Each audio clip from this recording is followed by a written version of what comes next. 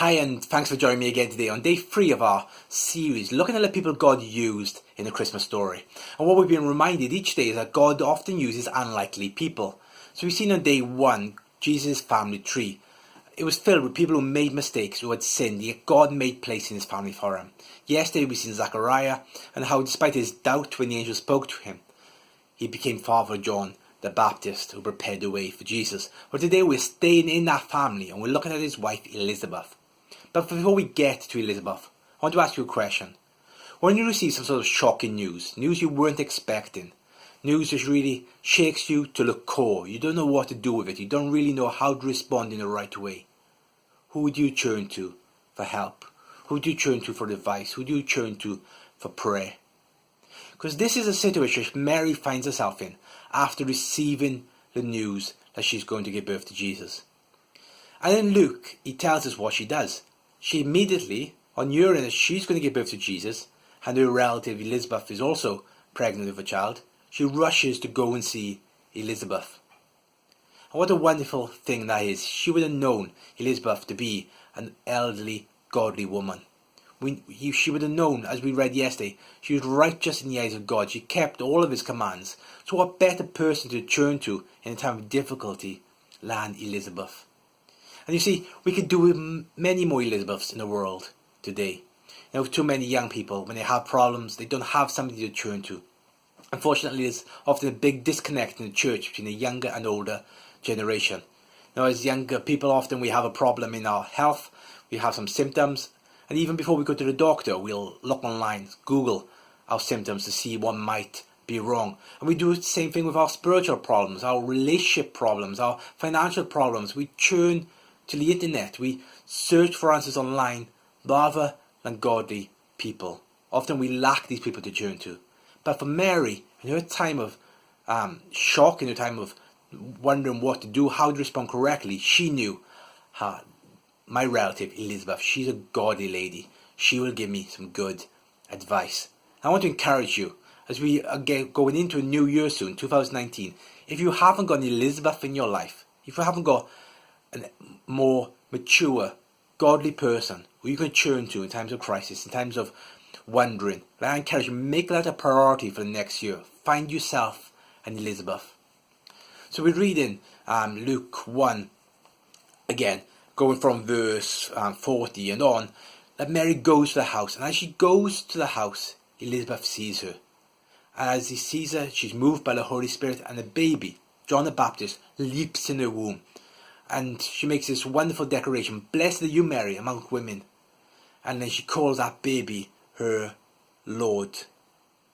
You know, can you imagine the wonder here? Mary's going to her relative Elizabeth, and she has so many questions, some theological questions of maybe how can the God of the universe fit inside of her womb?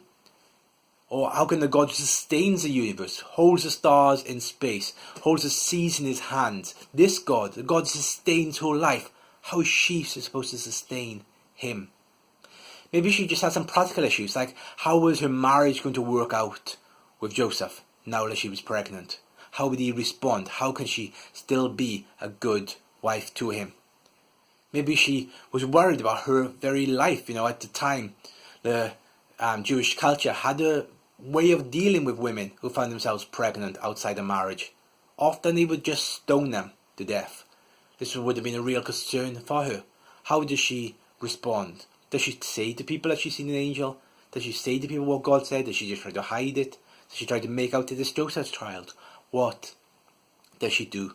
So she turns to Mary, and Mary turns to Elizabeth, and as she comes to the house, even upon seeing her, Elizabeth runs out in the Holy Spirit and touches her, and she makes this wonderful explanation. And it was a wonderful thing. What confirmation, what grace here Mary had. See, she had these things in her heart. At the time, she couldn't just nip to a local pharmacy to get a pregnancy test to see even if she was really pregnant. But before they even spoke to each other, she had her confirmation. Not only was she pregnant, but she was going to give birth to the Son of God. But here we have Elizabeth, again, an elderly woman who'd waited years for her own child. And you know, as we spoke yesterday, often we can give up on our promises, give up on our hopes for things as time goes on. But this lady stayed a godly lady. Not only did she have her promise, but she was used to bring a wonderful confirmation and grace to Mary also, and then to raise John the Baptist. So I just want us to remember today, how can we bless other people? And if you haven't got an Elizabeth in your life, go find one. And if you're a more mature Christian person listening to this today, I want you to encourage you, look for some younger people in your church, in your neighborhood that may be struggling. Get alongside them. Become an Elizabeth to them. Become somebody who they can turn to. So picture the scene one last time with me. Today's story. We see here an elderly woman. We see a young girl, unmarried girl, pregnant. Then we see 2 babies inside of them. But these 4 people would change the world like no others. Unlikely choices, yes, but God often uses the unlikely. Well, I hope you join me again tomorrow as we continue looking at some of the people that God used in the Christmas narrative. God bless you.